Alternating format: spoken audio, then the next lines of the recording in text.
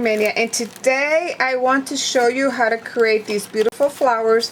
If you have a flower that has an outline, it is perfect for this technique. So I want to show you how to create this watercolor looking flower, and I went ahead and stamped some, but I'm going to show you how to do it.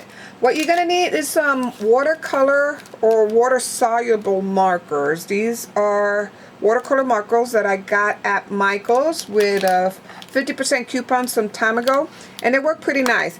Now I don't recommend this one. This one I got it at Tuesday Morning, and it's not the greatest. It's from American Craft, not very good. But the ones that you get at Michael, the Artist Loft, they're good for what you pay for. They're very good quality. And look how beautiful this image came out. And look at this one. These are very nice. So I'm going to show you how to do it. This hot press watercolor paper, so it's nice and smooth. But you can also do the same thing with Bristol, smooth Bristol, or even regular watercolor paper. But I like the smoothness for when I'm doing stamping, because you don't have the texture, and sometimes with the texture you don't get a good impression. So the stamp that I'm using, this one is A Beautiful Day, and I'm just using this outline you can see there, but these are very beautiful. I really like these stamps, and these are from Altenew. And then the other stamp that I used was this one, which is the Peony Bouquet, and I'm using the outline here. So let me go ahead and stamp two of those. I already have it on my block. So I'm going to go ahead and stamp it. So I'll stamp, this one is from A Beautiful Day, so I'm going to go ahead and stamp that one. And what I do is I take my marker and I color the outline. Let me go ahead and bring you in. So you want to color your stamp.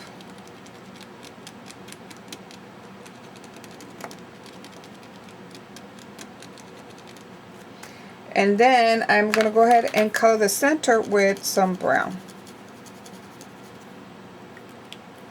You can huff on it, and then give it time so it will soak into the paper. And look how beautiful that looks. Okay, and then I'm going to go ahead and show you how to do the leaf. This one is I'm using green for the leaf.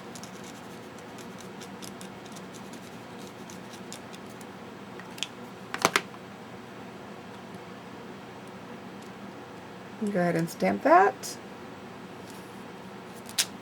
Look how beautiful that looks.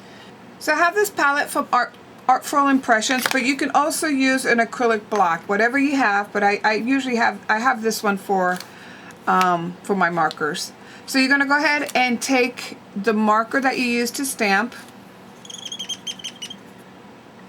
and you're going to put some color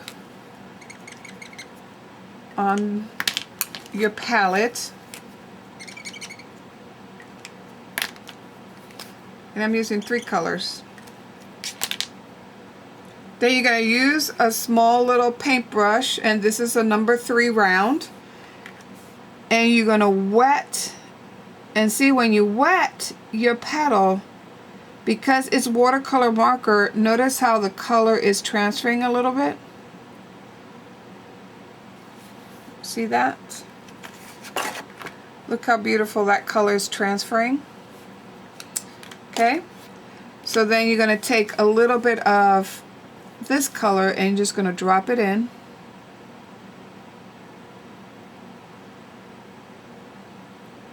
And just blend it. Look how beautiful that looks. And then you're going to take some clear water here. To get a nice blended watercolor look, what you have to do is, when you dip your paintbrush in the water, you really need to squeeze most of the water out. So that way it kind of gives, it's not saturated with water, and the colors really blend pretty nicely. And I use my fingers to squeeze the water out.